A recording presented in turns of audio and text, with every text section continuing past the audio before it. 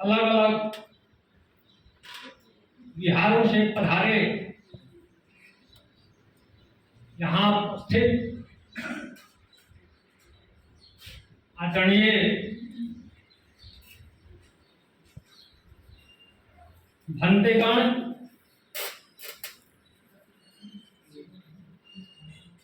आदरणीय भिक्षु कौंडन्य साहब,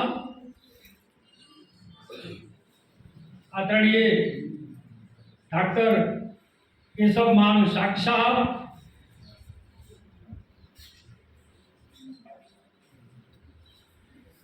मदन गुलाधर जी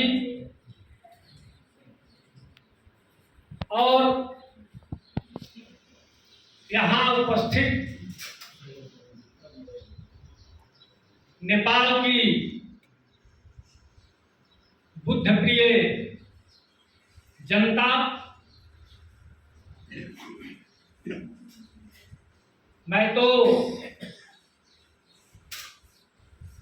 हिंदी में बोलूंगा। हिंदी टूटी फूटी मैं समझता हूं कि लगभग लोग समझते होंगे।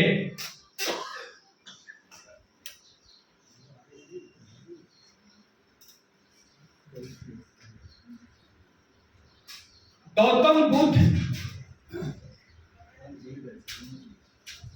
के हिस्ट्री में, इतिहास में बहुत सारी चीजें चोरी हुई है और बहुत सारी चीजों में बदलाव लाया गया है, उसमें मिलावट की गई। एक एग्जाम्पल, अभी आते समय डॉक्टर गौतम वीर ब्रजाचार्य ने एक किताब, तो इसमें शुरू में ही लिखा हुआ है देवानम पिए, ये लुम्बिनी के पिलर इंस्क्रिप्शन पर है देवानम पिए। लेकिन हमारे भारत के, नेपाल के भी और विदेश के इतिहासकारों ने इसको पढ़ा कैसे? आरसी मजूमदार जैसे चोटी के इतिहासकार, ऊंचे दर्जे के इतिहासकार ने इसको पढ़ा देवानाम प्रिय। क्या पढ़ा? देवानाम प्रिय। पूरा इतिहास गंदा हो गया, गलत हो गया। केवल इतने मात्र कहने से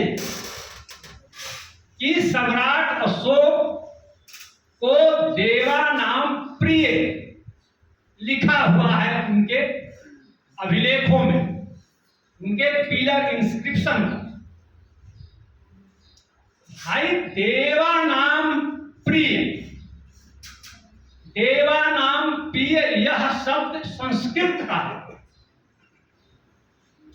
लेकिन सम्राट अशोक ने संस्कृत में नहीं, प्राकृत भाषा में जितने भी अभिलेख हैं, शिलालेख हैं, सबको उन्होंने लिखवाया है प्राकृत भाषा में।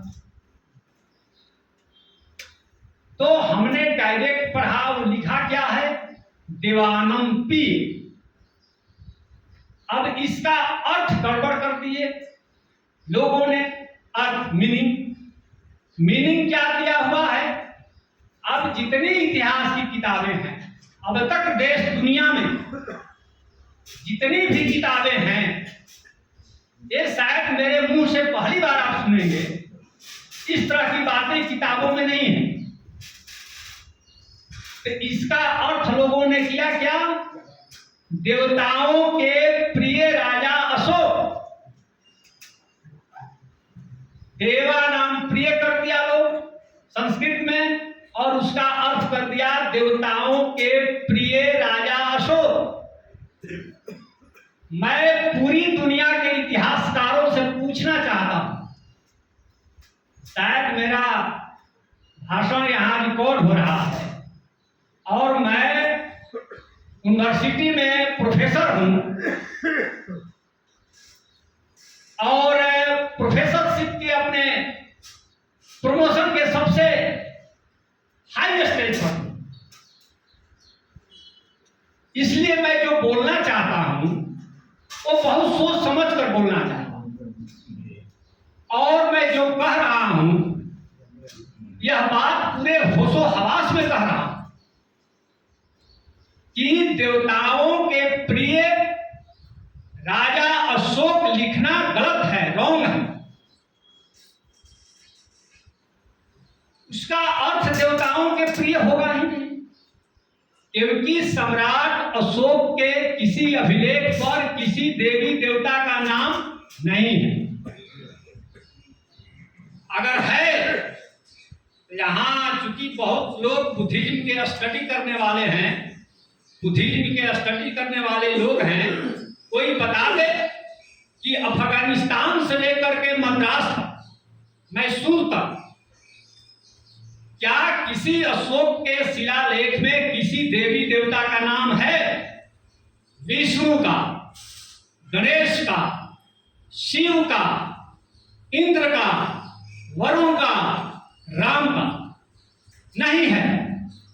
यह मैं दावे के साथ कहता हूं कि अशोक के अभिलेख में किसी देवी देवता का नाम नहीं है। इसलिए वो अर्थ, वो मीनिंग इतिहासकारों ने गलत किया है कि देवताओं के प्रिय राजा अशोक। अशोक किसी देवी देवता को जानते ही नहीं। अगर जानते तो वो नाम लिखते, विष्णु का नाम लिखते, राम का लिखते, इंद्र का लिखते, लेकिन वो तो जानते ही नहीं।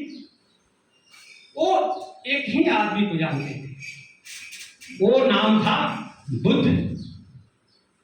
क्योंकि अशोक के अभिलेख में एक ही देव का वर्णन है, वो है बुद्ध। इसके अलावा किसी देव का वर्णन नहीं है। बुद्ध ही देव थे, बुद्ध ही महादेव हैं, बुद्ध ही देव है। इसीलिए वेंसांग और फाहियान ने बुद्ध को बुद्ध देव लिखा। बुद्ध ही देव है। इसलिए देवानुग प्रिय का अर्थ बुद्ध प्रिय राजा अशोक होगा, देवताओं के प्रिय राजा अशोक नहीं होगा। एक मामूली सी गलती से पूरा इतिहास आपका उल्टा हो गया। यहां हम जब आए तो साकी साहब ने परिचय कराया कि ये लोग थेरवाद के हैं। शायद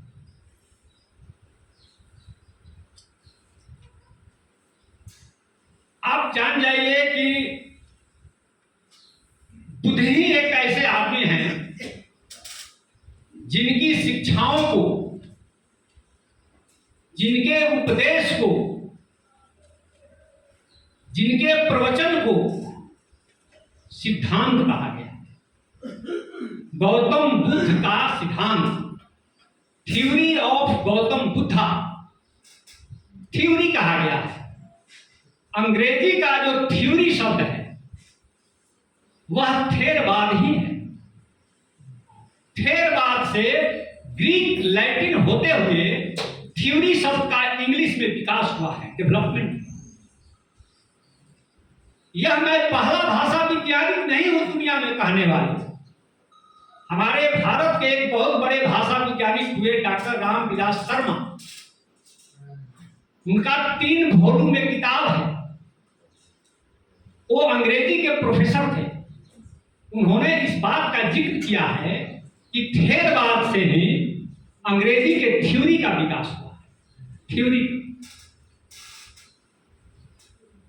हम लोग बुद्ध को अभी तक जाने नहीं, अभी तक न भारत में जाना गया, न चाइना में जाना गया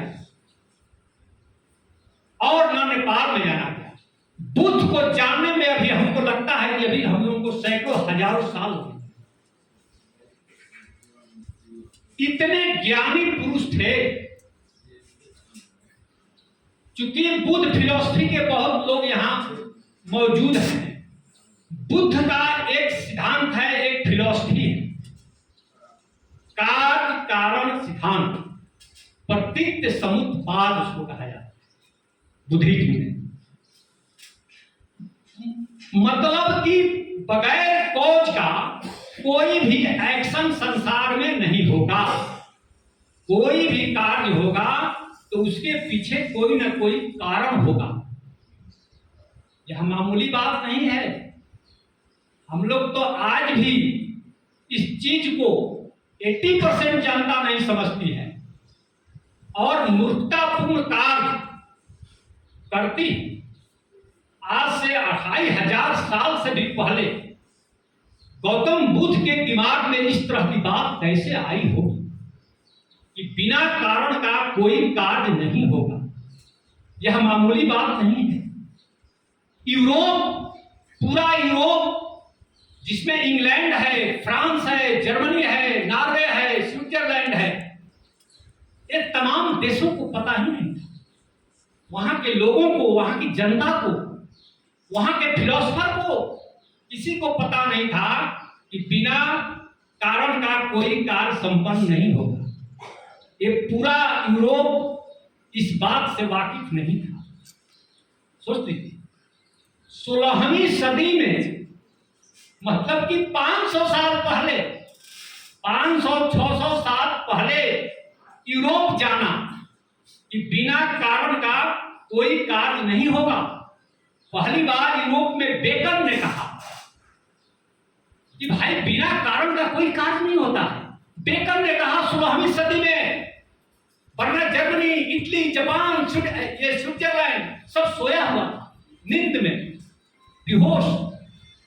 और जब यह गौतम बुद्ध का सिद्धांत यूरोप गया कि बिना कारण का कार्य नहीं संपन्न होगा, तब पूरे यूरोप में वैज्ञानिक युग का उद्भव होता है 16वीं सदी में। और तब वहां न्यूटन और गैलीलियो पैदा होते हैं। अगर यह बुद्ध का सिद्धांत यूरोप में नहीं गया होता तो आज विश्व को न्यूटन और गैलीलियो नहीं मिली। इस बात को जानने वाले कितने लोग हैं दुनिया में कि बुद्ध के सिद्धांत ने कितना बड़ा परिवर्तन किया पूरे संसार में। हम लोग तो चीन, जापान, कोरिया तक पहुंच करके छोड़ देते हैं, लेकिन यूरोप का मैंने एक एग्जाम्पल दी। ये जो 1, 2, 3 हम लोग लिखते हैं यहां नेपाल में, जिसको हम लोग कहते हैं अरेबिक 1, 2, 3 इंटरनेशनल डिजिट इसको कहा जाता है। और यही इंटरनेशनल डिजिट नेपाल में भी प्रचलित है 1, 2, 3। ये किसकी देन है? यह भी बुद्धिज्म की देन है। 1, 2, 3 ये यूरोप की देन नहीं है। इंटरनेशनल डिजिट वहां वो चलता था रोमन डिजिट। अगर 30 लिखना है तो 3x बनाइए 3। अगर 33 लिखना है तब कितना बड़ा हो जाएगा? इतना बड़ा। 33 लिखने के लिए इतना बड़ा आपको लिखना पड़ेगा। 3 हम लोग x लिखेंगे तो 30 होगा। अब फिर एक पाई लगाएंगे तो 3 होगा, तब जाकर 33 होगा। तो 33 लिखने के लिए हम लोगों को 6 लेटर लिखना पड़ता। वही यूरोप की पद्धति है, वही रोमन डिजिट है। लेकिन 1, 2, 3 केवल 3 लिखने से ही आपका काम बन जाता है। यह बुद्धिज्म की देन है। और जब यह बुद्ध का 1, 2, 3 जब यूरोप में गया, तब वहां व्यापारिक क्रांति हुई 12वीं सदी में। इसलिए कि भाई व्यापार चलता है जोड़ घटाव से, प्लस माइनस से। अब प्लस माइनस लिखने की जो पद्धति थी इतनी लंबी लंबी और कॉम्प्लिकेटेड थी कि वहां व्यापार का विकास ही नहीं हो रहा। भारत से 7वीं सदी में 1, 2, 3 अरब कंट्री में गया। इसीलिए अरब वाले अरबी भाषा में, फारसी भाषा में 1, 2, 3 को हिंदसा कहा जाता है। माने हिंद से उधार लिया हुआ, लोन लिया हुआ 1, 2, 3 को, और वहां से अंग्रेजों ने लिया। तो अंग्रेजी में आज भी इंटरनेशनल डिजिट 1, 2, 3 को अरेबिक कहा जाता है, अरब से उन लोगों ने लिया। और जब 12वीं सदी में यूरोप में पहुंचा 1, 2, 3, तब वहां व्यापारिक क्रांति हुई, औद्योगिक क्रांति हुई, और इसी बुद्ध के सिद्धांत से वहां पर मैं बताया कि 16वीं सदी में वैज्ञानिक क्रांति। इतने बड़े बुद्ध थे। बुद्ध को समझना मामूली बात नहीं है। हमारे यहां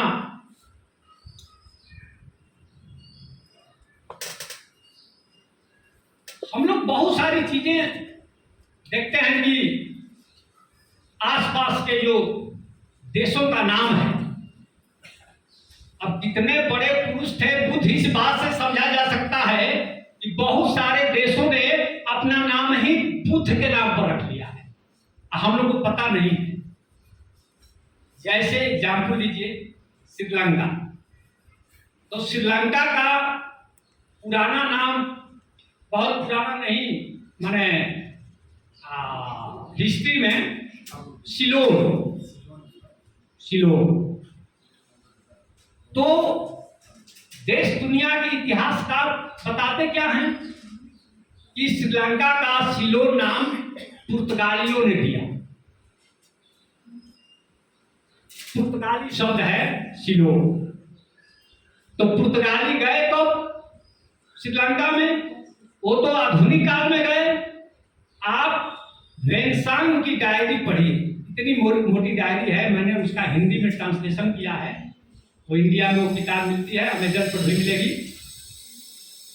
उसने डायरी में अपनी लिखी है यह बात कि 7वीं सदी में वेंसांग आए थे, उन्होंने कहा कि इस देश का नाम सीलन है, लिखा है। इसका मतलब कि वेंसांग के जमाने में उसको सीलन देश कहा जाता था। पुर्तगाली तो पता नहीं कितनी पीढ़ियों के बाद आए, लेकिन हमारे यहाँ के इतिहासकार सब उल्टा ही चलते हैं।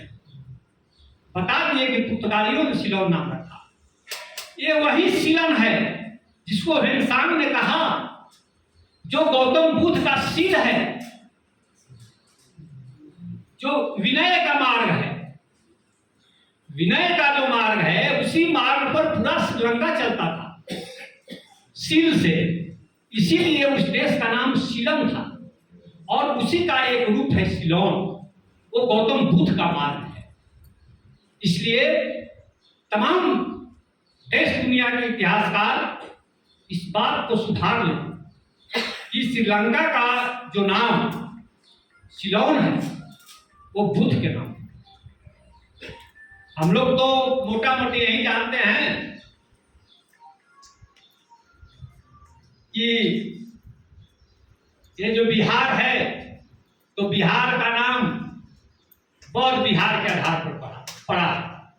आप इंटरनेट पर देखिए, भूटान का नाम लोगों ने गड़बड़ा दिया है, गड़बड़ कर दिया है, तिब्बत का नाम गड़बड़ कर दिया है। आप लोगों में बहुत सारे लोग तिब्बत गए होंगे,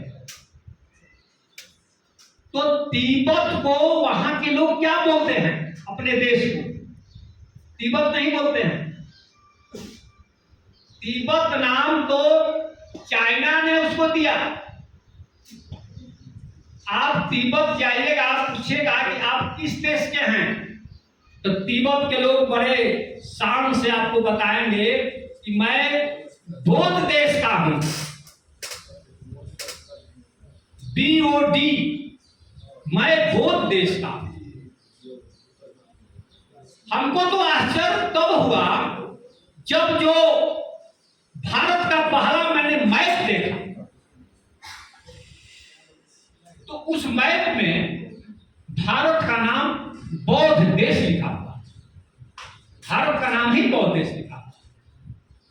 तो तिब्बत का नाम आज भी बौद्ध है। बौद्ध देश माने बुद्ध का देश, जिसे इन लोगों ने बाद में तिब्बत कर दिया, वरना आज भी तिब्बत के लोग अपने देश को बौद्ध ही कहते हैं। एक बौद्ध का ही एक रूपांतरण भोट है। ये जो भोटिया लोग हैं वे लोग नेपाल में भी हैं, और इसी भोट शब्द से भूटान शब्द बना है। वो भूटान और कुछ नहीं, बुद्ध नाम का ही रूपांतरण है।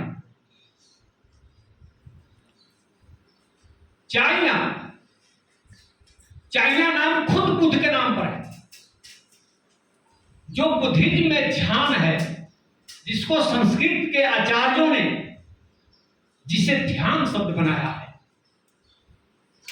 बुद्ध का ध्यान पुराना है और उसका आर्टिफिशियल ध्यान है, जिसको अंग्रेजी में हम मेडिटेशन कहते हैं।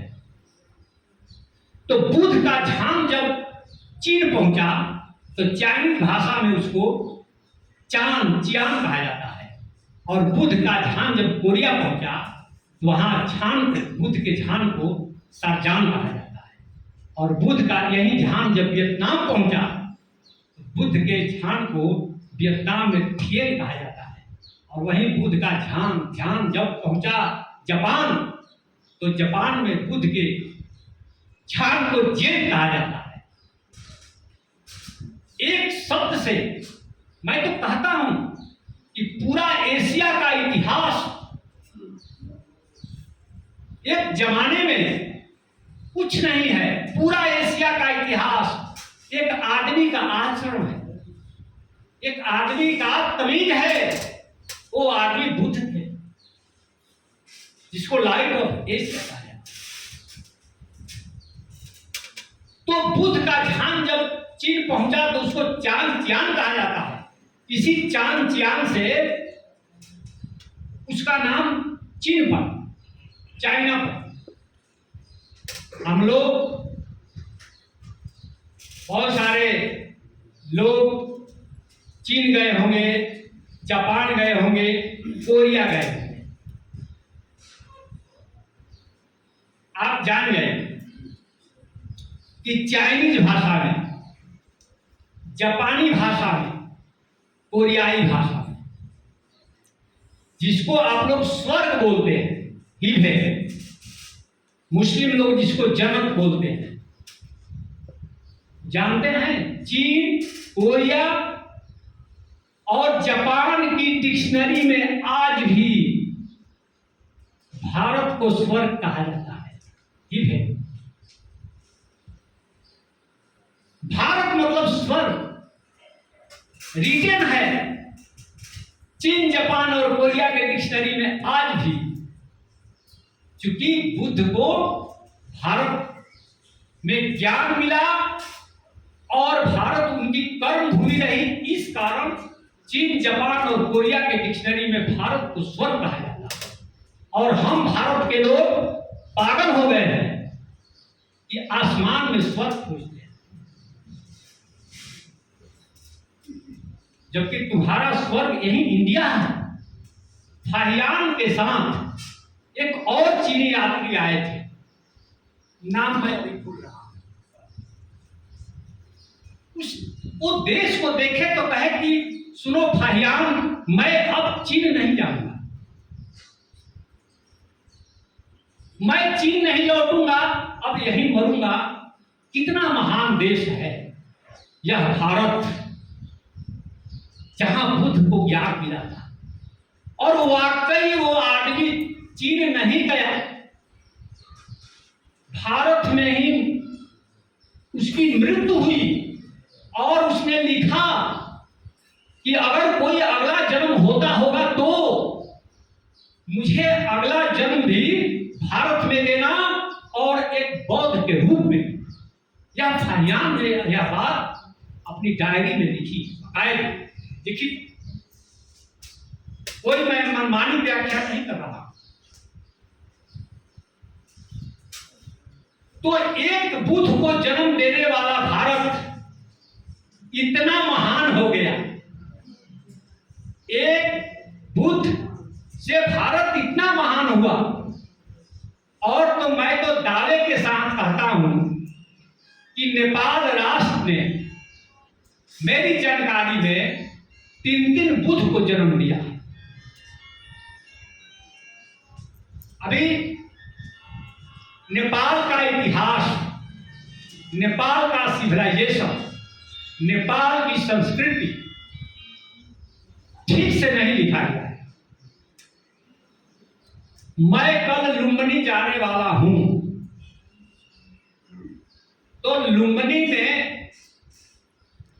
एक पिलर है सम्राट अशोक का। उस पिलर पर लिखा है कि यही मैं भारी परिवर्तन नहीं करूंगा, क्योंकि भारी परिवर्तन कर दूंगा तो हो सकता है कि आपको लगे कि अरे हम लोग कहां आ गए।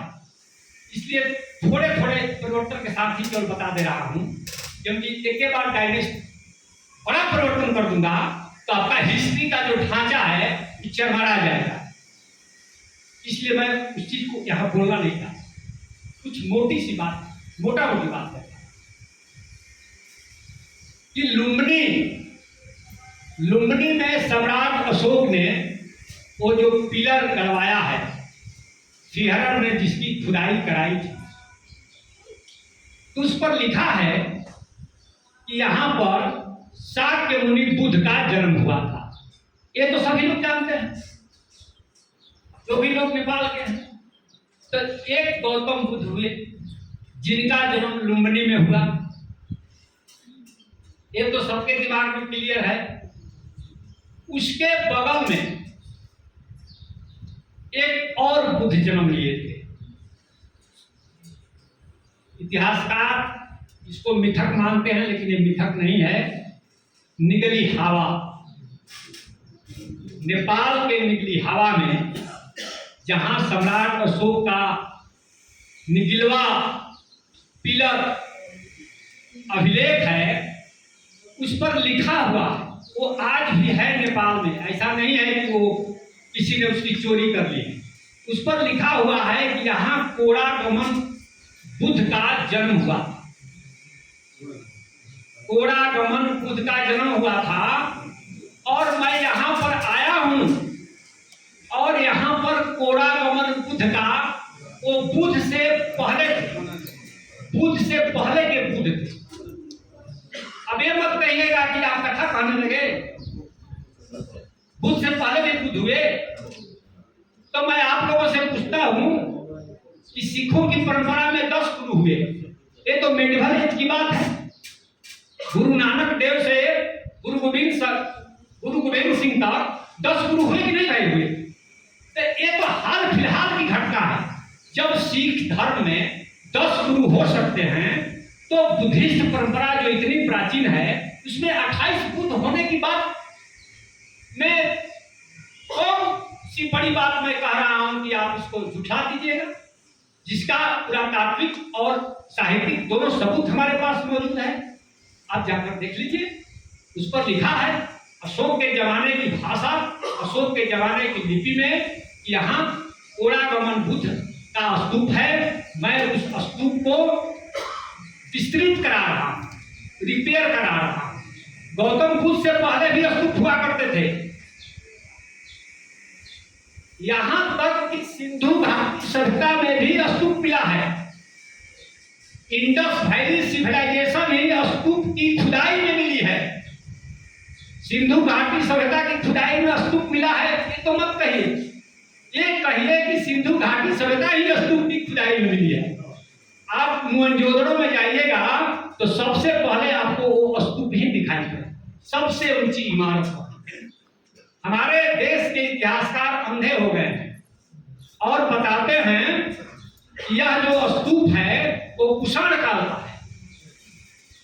अरे भाई, उस स्तूप का एक एक ईंट, एक एक स्ट्रक्चर, उसमें रखे हुए जितने पात्र हैं, वो सब सिंधु घाटी सभ्यता के समय के हैं, तो तुम किस आधार पर कहते हो कि कुषाण काल का है?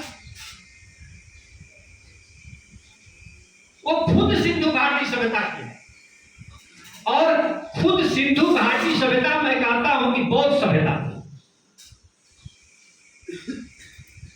तो एक बुद्ध लुम्बिनी में जन्म लिए जो 28वें थे, एक बुद्ध इसी नेपाल में निगलिहाव में जन्म लिए, जहां पर सम्राट अशोक ने पिलर गड़वाया है। वो पिलर आज भी नेपाल में है, टूटा हुआ है 2 पार्ट में, लेकिन उस पर जो लिखा हुआ है उसे तो जाकर आप आज भी पढ़ सकते हैं। उसमें चोरी बेईमानी की बात नहीं है, यह तो देखने की चीज है। और एक तीसरे बुद्ध का जो सबूत मिलता है हम लोग को नेपाल से, वो ककुसंद बुद्ध का मिलता है। और ककुसंद बुद्ध कहाँ के थे? गोटिहावा।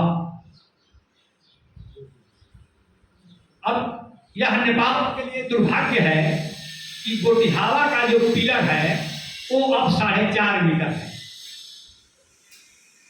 लेकिन खुदाई तो हुई और वहां ककुसंद बुद्ध का स्तूप मिला। तो कम से कम हम लोग को जो सबूत मिलता है आर्कियोलॉजिकल,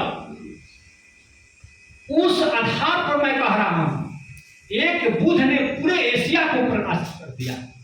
और जिस नेपाल ने 3 बुद्ध को जन्म दिया, वो कितना महान राष्ट्र रहा होगा कभी, यह सोचने की बात। जहां ककुसंद बुद्ध हुए, जहां कोड़ागमन बुद्ध हुए, जहां गौतम बुद्ध हुए, और जिसका हम लोग के पास सबूत है, जहां पर सम्राट अशोक ने पिलर गड़वाया है। सम्राट अशोक मामूली सम्राट नहीं थे। अफगानिस्तान से लेकर के म्यांमार तक 52 लाख वर्ग किलोमीटर में जिस राजा का साम्राज्य था और जिसने बौद्ध धर्म अपनाया,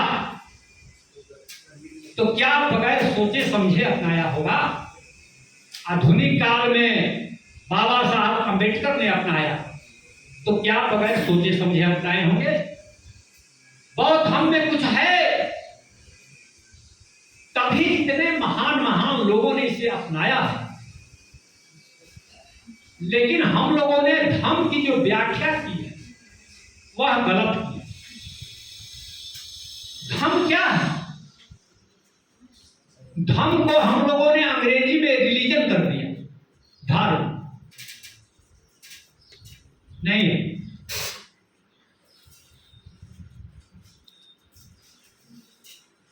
भगवान बुद्ध का जो धर्म है वह धर्म नहीं है, रिलीजन नहीं है। आप पूछ सकते हैं कि प्रोफेसर साहब यह बात अब क्यों कर रहे हैं, आपके पास क्या सबूत है, या कि हम उनको बेवकूफ बना रहे हैं? नहीं, आज से 2200 साल पहले सम्राट अशोक ने धर्म का अनुवाद कराया है, ग्रीक भाषा में कराया है। अब उनको तो मानिएगा ना, क्योंकि वो बुद्ध के बहुत नजदीक थे, तो बहुत सारे दुभाषीय थे सम्राट अशोक के दरबार में, और यूनानी भाषा के भी दुभाषीय थे। और उन्होंने जो धर्म का अनुवाद कराया है यूनानी भाषा में, वो कंधार से हम लोग को मिलता है। उसको कंधार बाइलिंगुअल इंस्क्रिप्शन कहा जाता है। तो उसमें सम्राट अशोक ने जो धर्म का अनुवाद करवाया है ग्रीक भाषा में, वो कराया है यूसेबिया। यूसेबिया, और यूसेबिया का अर्थ ग्रीक भाषा में रिलीजन या धर्म होता ही नहीं, क्योंकि ग्रीक भाषा में धर्म को, रिलीजन को थ्रिसिकिया कहा जाता है। थ्रिसिकिया, अगर बुद्ध का धर्म रहा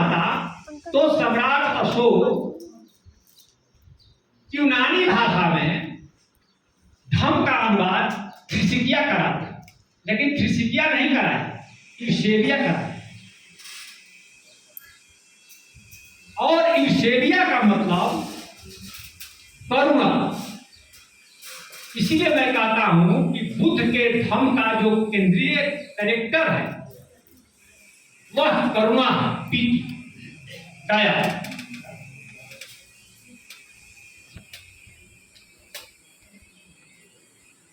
बहुत सारे लोग कहते हैं कि पीपल के नीचे बैठने से गौतम बुद्ध को ज्ञान कैसे मिल गया। अभी इस मिथक में, इस पौराणिक कथा में विश्वास करते हैं क्या प्रोफेसर साहब? हम कहेंगे हाँ मैं करता हूं। क्यों भाई करते हैं? हमने कहा कि आप बताते हैं कि न्यूटन को सेब के पेड़ के नीचे ज्ञान मिल गया, तो आप आश्चर्य नहीं करते हैं। लेकिन जब हम कहते हैं कि बुद्ध को पीपल के पेड़ के नीचे ज्ञान मिल गया, तो आप आश्चर्य क्यों करते हैं? इधर हाल फिलहाल में 2003 ईस्वी में तिब्बत के एक बौद्ध मठ से अचानक बहुत बड़ी लाइब्रेरी मिली है। याद दिलाइएगा, लाइब्रेरी को भी थोड़ा सा बोल देंगे। वो साक्या मठ है तिब्बत में। जानते हैं साक्या मठ में इधर 2003 में कितनी किताबें मिली हैं उस मठ में? 84,000, 84,000। इसको वेरीफाई कर लीजिएगा, मिल जाएगा गूगल वगैरह। साक्या मठ से 2003 में एक मठ, छोटे से देश तिब्बत के एक छोटे से मठ से बौद्ध साहित्य का 84,000 किताब मिली है। और तमाम किताबें हैं। आप विचार कर सकते हैं कि तिब्बत जैसे छोटे देश के एक छोटे से लाइब्रेरी में जब 84,000 किताबें मिली हैं, तो नालंदा का विश्वविद्यालय जो 9 मंजिला था, जिसको जलाए जाने पर सुने कि 6 महीने तक उसकी आग की धुआं आसमान में उठती रही। आप विचार कीजिए कि इतने बड़े देश के इतने बड़े लाइब्रेरी में कितनी किताबें होंगी, कितनी होंगी। तिब्बत जैसा मामूली देश जो बिहार के बराबर भी नहीं है, उसके एक छोटे से लाइब्रेरी में जब 84,000, 84,000 किताबें हो सकती हैं, तब सोचिए कि नालंदा, विक्रमशिला, उदयपुर के विश्वविद्यालय में कितनी बड़ी किताबों की संख्या हो। ये बौद्ध लोग कितने पढ़ते थे, कितने लिखे थे, क्या आश्चर्य होता। कितने बड़े बड़े स्कॉलर थे, विद्वान थे। और ये जो आप सोचते हैं कि लाइब्रेरी शब्द अंग्रेजी का है, तो आप भ्रम में हैं। You are in confusion.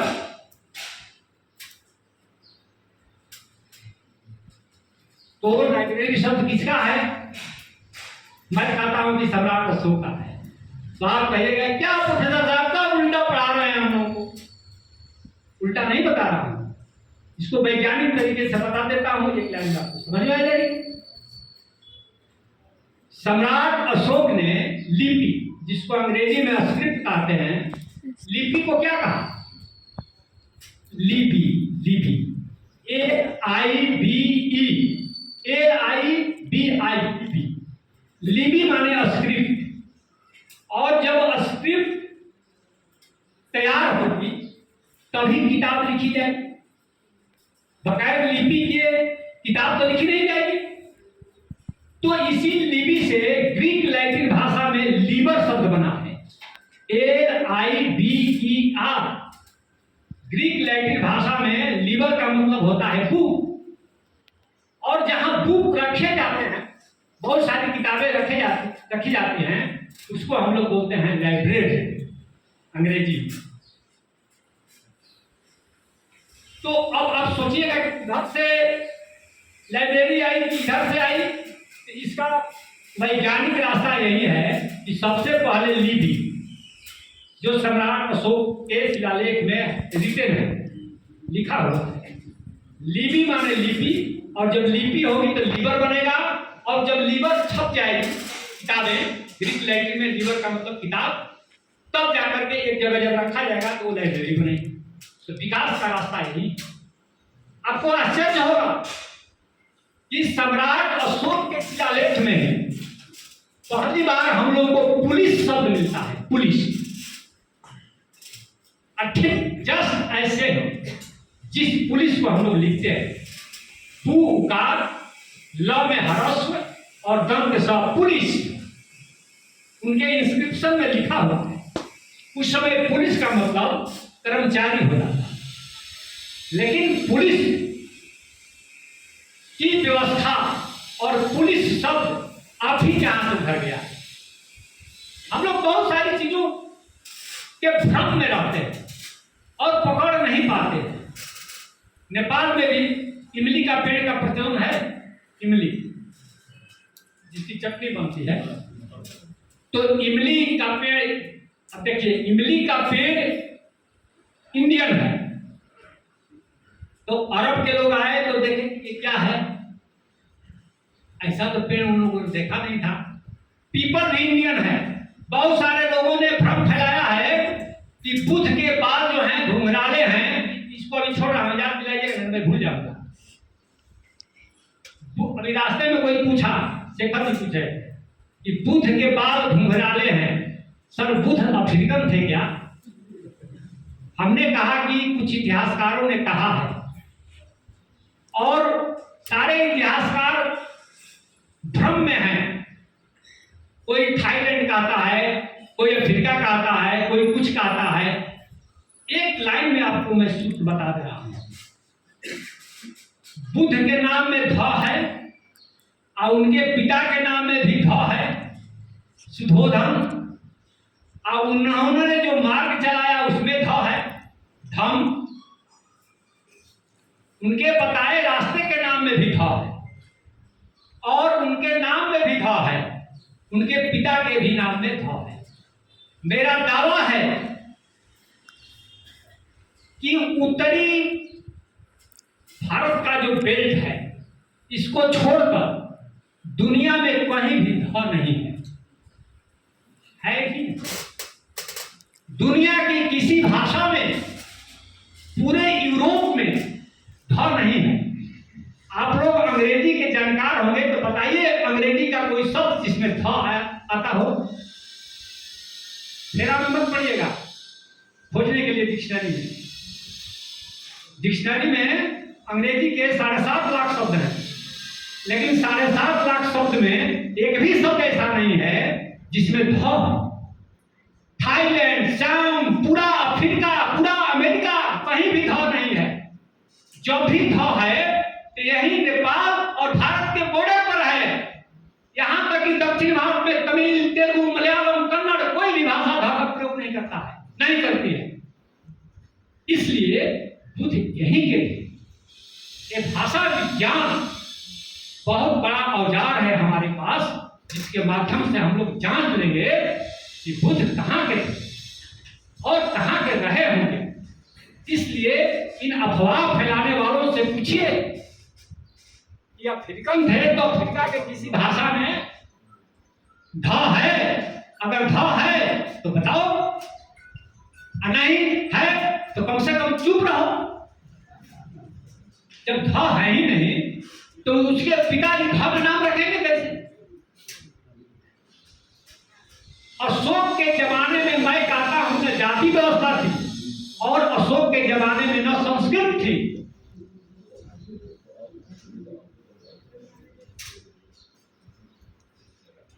Recording चल रहा है ना? अशोक के जमाने में संस्कृत नहीं थी। चाणक्य नाम का कोई व्यक्ति नहीं था।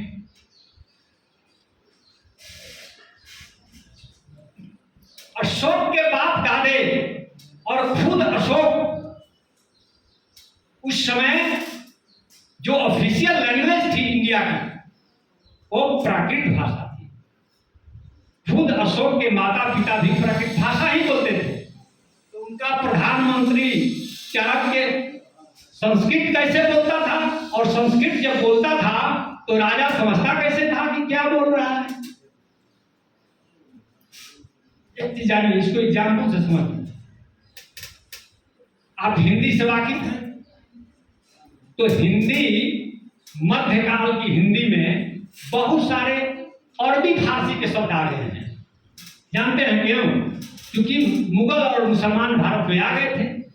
तो आप कबीर की कविता को पढ़िए, देखिए कबीर की कविता में अरबी फारसी के बहुत सारे शब्द हैं।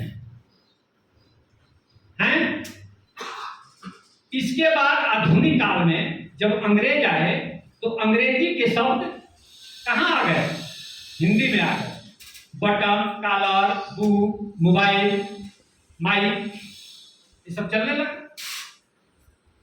कोई भी भाषा मौजूद रहेगी। अभी आपके यहाँ जो तिब्बती बर्मी परिवार की जो भाषाएं बोलने वाले लोग हैं, मैंने नेवारी लोग हों, चाहे ये क्या कहा जाता है, हाँ तामांग लोग हों, तो उसका प्रभाव आपके नेपाली भाषा पर है कि नहीं? रहेगी, आएगी। कोई भी भाषा मौजूद रहेगी तो उसका छाप आएगी। जैसे अंग्रेजी आई तो अंग्रेजी का प्रभाव भाषा पर पड़ गया, और ये ठीक है। और अरबी फारसी आई तो अरबी फारसी का प्रभाव पड़ गया हिंदी पर। अगर अशोक के जमाने में संस्कृत भाषा रहती तो उसका एकाध छिट्टा अशोक के शिलालेख पर जरूर पड़ता। लेकिन यह भी नोट कर लीजिए कि सम्राट अशोक के आज तक जितने भी शिलालेख मिले हैं, जितने भी पिलर स्तंभ मिले हैं, एक जगह एक बार भी संस्कृत के शब्द का प्रयोग नहीं हुआ। इसका मतलब भाषा विज्ञान सीधा कहेगा कि अशोक के जमाने में संस्कृत नहीं थी। अगर रहती तो उसका एकाध शब्द इसमें जरूर आ जाते। यही कारण है कि नेपाल के गांवों का नाम आपने संस्कृत में सुना है। मैं जानता हूं, मैं नेपाल का नहीं हूं, इससे का मुझे तो पता है कि नहीं मिलेगा। तिब्बती बर्मी परिवार का उधर देखिए, जिधर तलहट्टी है, हिमालय की, उधर नाम है कि नहीं गांवों का? उस भाषा में है नहीं, इंडिया में भी नहीं है। और जो नाम आपको दिखाई पड़ रहा है वो बात धर। यही कारण है कि आज तक दुनिया के किसी कोने से ईसा से पहले का लिखा हुआ कोई भी संस्कृत भाषा में सिक्का, ताम्रपत्र, अभिलेख कुछ भी नहीं, कुछ भी नहीं, कहीं से नहीं मिलता, मिलता ही नहीं था। वो भाषा थी ही नहीं तो मिलेगा कहां? आप मौखिक कह रहे हैं कि हमारी भाषा लाखों साल पुरानी है। जो इंडिया में, जो ये नेपाल में जो प्राचीन भाषा के सबूत मिलते हैं वो प्राकृत भाषा। आज अगर आपको कहीं मिला हो बताइए, नेपाल या भारत से। यही कारण है कि पाली भाषा से संस्कृत में अनुवाद हुआ है। पाली लिटरेचर का संस्कृत में ट्रांसलेशन हुआ है, लेकिन संस्कृत लिटरेचर का पाली में ट्रांसलेशन नहीं हुआ।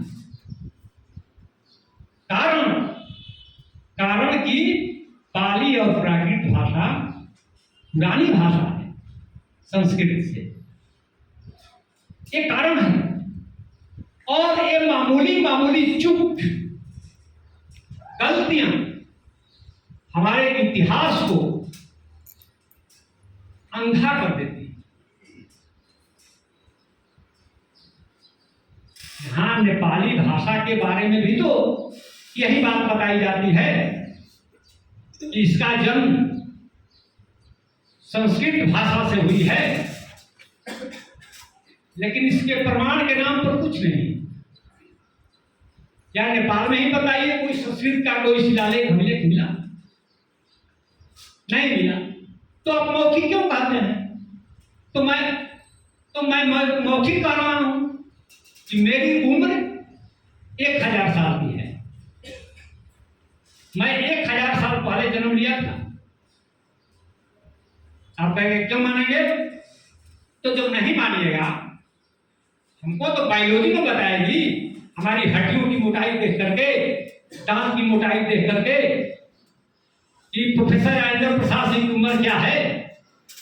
हम लोगों के पास साइंस है, उस साइंस का हम लोग प्रयोग करते हैं। आप इधर किताब लिख कर करके एक कह दीजिएगा कि हमारी ये लिखी हुई किताब 1 लाख वर्ष पुरानी है, तो हम लोग नहीं मानेंगे।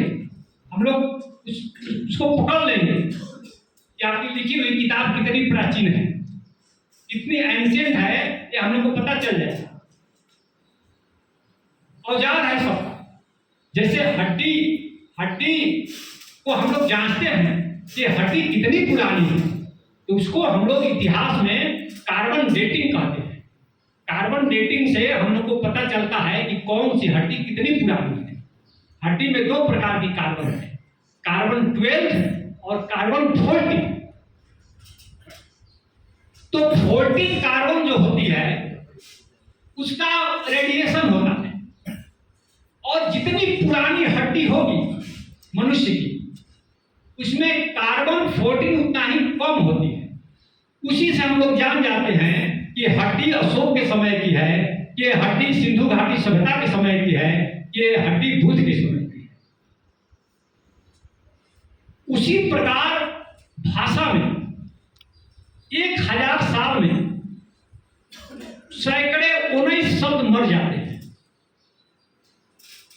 100 शब्द में 19 शब्द की मृत्यु हो जाती है, और उस मृत्यु के दर से हम लोग पता करते हैं कि यह किताब कितनी प्राचीन हो सकती है।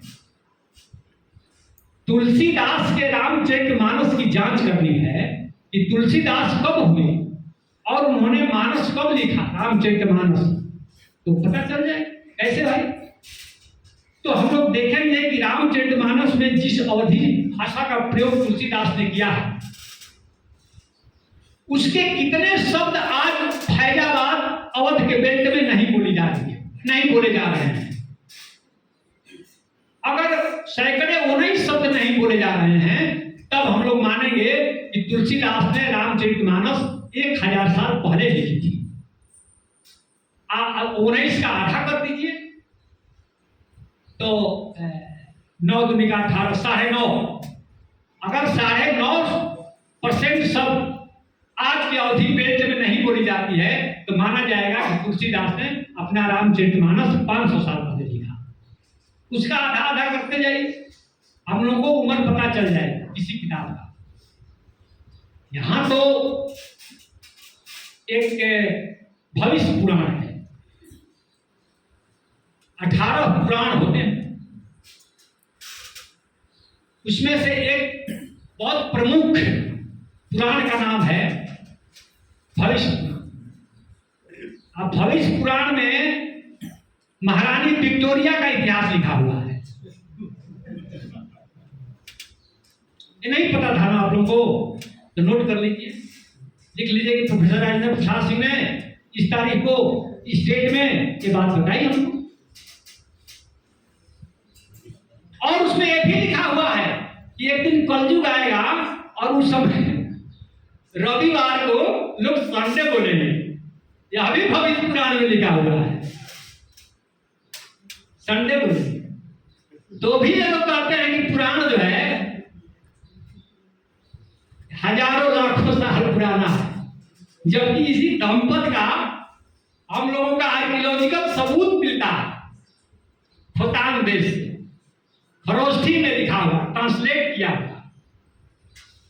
माने ईसा से 200 साल बाद का वो है प्रमाण। तो इससे तो साबित होता है, खुद सम्राट अशोक के अभिलेख में बुद्धिज्म के 7 किताबों की चर्चा है।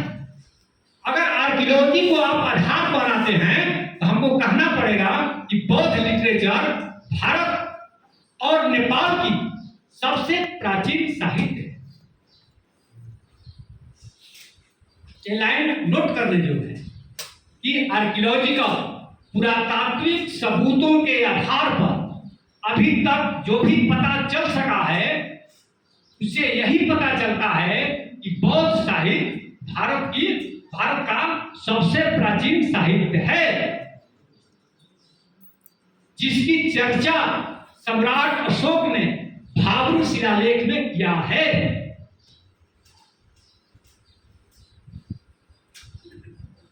लेकिन हमारे यहां बताया जाता है कि वेद सबसे प्राचीन है, तो वेद को वेद ही जानते हैं कि हम प्राचीन हैं। हमारा पूरा ग्रीक साहित्य, पूरा लैटिन साहित्य, पूरा चाइनीज साहित्य, पूरा तिब्बती साहित्य कोई नहीं जानता है, कहीं कुछ दिखाई नहीं। वेद नाम की भी कोई किताब थी, पूरा ग्रीक लैटिन साहित्य, पर्शियन साहित्य छान मारिए, सोवियत साहित्य सब छान मारिए, जाइए खोजिए आज। दुनिया की कोई लिटरेचर नहीं अपन महत्व आपन और अनेक भांति को अपने मुंह से अपनी बड़ाई प्रशंसा करते हैं। तो भाई जब किसी दुनिया के कोई भी कंटेम्पोररी लिटरेचर में उसको कोई जानता नहीं, लेकिन बौद्ध लिटरेचर की चर्चा उस समय के कंटेम्पोररी तमाम लिटरेचर में मौजूद है। इसमें बहुत सारे शोध आलेख आ चुके हैं।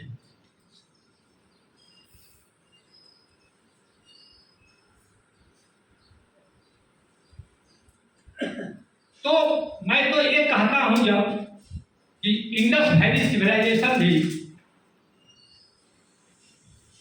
बहुत सिविलाइजेशन थी, तो इतिहासकार बहुत नाराज होते हैं, जबकि तमाम भरहुत के स्तूप पर 7 बुद्धों का नाम लिखा हुआ है। ओरागमन बुद्ध का, कश्यप बुद्ध का। कश्यप बुद्ध का जन्म यही श्रावस्ती के पास टंडवा गांव में हुआ था। उसका नमूना अमेरिका के लैब में भेजा गया था कि भाई एक कश्यप बुद्ध का ये जो स्तूप है, इसका कार्बन डेटिंग करके बताना है कि कब की है।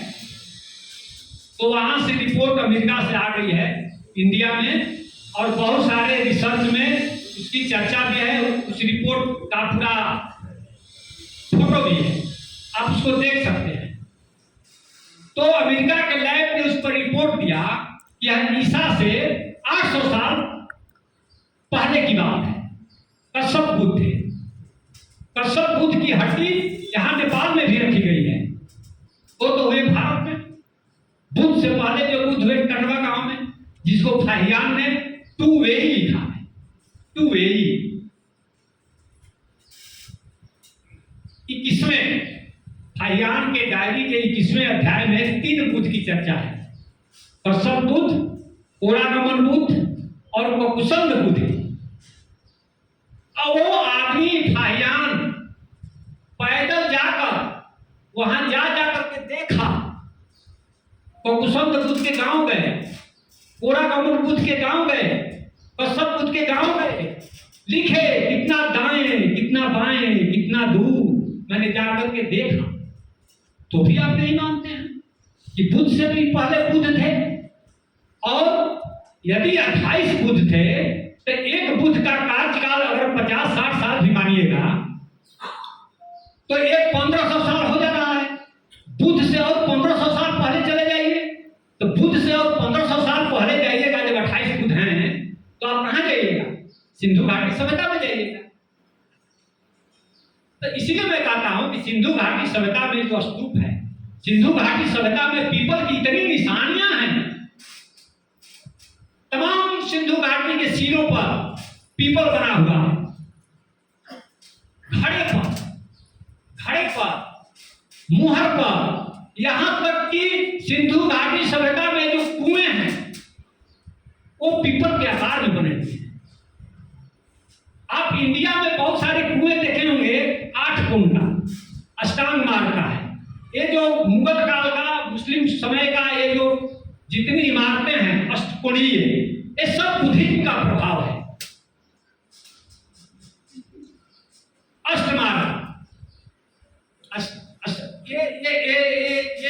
चीजें जो हैं कुएं में। तो मैं ये कहता हूं कि वो जो बुद्ध थे जिसका प्रभाव इंडस वैली सिविलाइजेशन पर है, जिस पीपल का, वो थे दीपंकर बुद्ध। दीपंकर बुद्ध को, दो ही बुद्ध को ज्ञान पीपल के पेड़ के नीचे मिला, एक दीपंकर बुद्ध को और दूसरे गौतम। तो गौतम बुद्ध तो 6वीं शताब्दी ईसा पूर्व में थे, इसलिए जो पीपल का प्रभाव हम लोग इंडस वैली सिविलाइजेशन को देखते हैं तो दीपंकर बुद्ध का है। दीपंकर बुद्ध की चर्चा फाहियान ने की है, शुरू में ही की है। जिधर इंडस वैली सिविलाइजेशन है उधर से जब वो यात्रा करते हैं तो दीपंकर बुद्ध की चर्चा उनकी डायरी में वहां पर है। सांची, भरहू, सारनाथ, बोध गया, ये जो एलोरा का गुफा नंबर 12 है उसमें भी 7 बुद्ध की मूर्तियां हैं, 7 बुद्ध की। सांची का जो स्तूप है उस पर भी 7 बुद्धों का प्रतीक का अंकन है, 4 स्तूप के रूप में और 3 बोधि वृक्ष के रूप में। तमाम सबूत, देशी और विदेशी स्रोत, फाहियान मेंसान की डायरी और यहाँ पाली लिटरेचर, हमारा आर्कियोलॉजिकल सबूत, ये तमाम सबूत बताते हैं कि बुद्ध से पहले भी बुद्ध थे। इस पर तो किताब ही है, बुद्ध से पहले बुद्ध थे। एक बुद्धों की परंपरा थी जिसमें आखिरी कड़ी में गौतम बुद्ध थे, जिन्होंने बुद्धिज्म को और परिमार्जित किया। यही कारण है कि गौतम बुद्ध को प्रवर्तक कहा जाता है, बौद्ध धर्म का संस्थापक नहीं कहा जाता है, प्रवर्तक। प्रवर्तक मतलब क्या? जो परंपरा पहले से चली आ रही है उसका प्रवर्तन करना। इस प्रकार नेपाल और भारत ये दोनों पहले बौद्ध राष्ट्र थे। तो जितनी बात दिमाग में आई तो बोल दिए।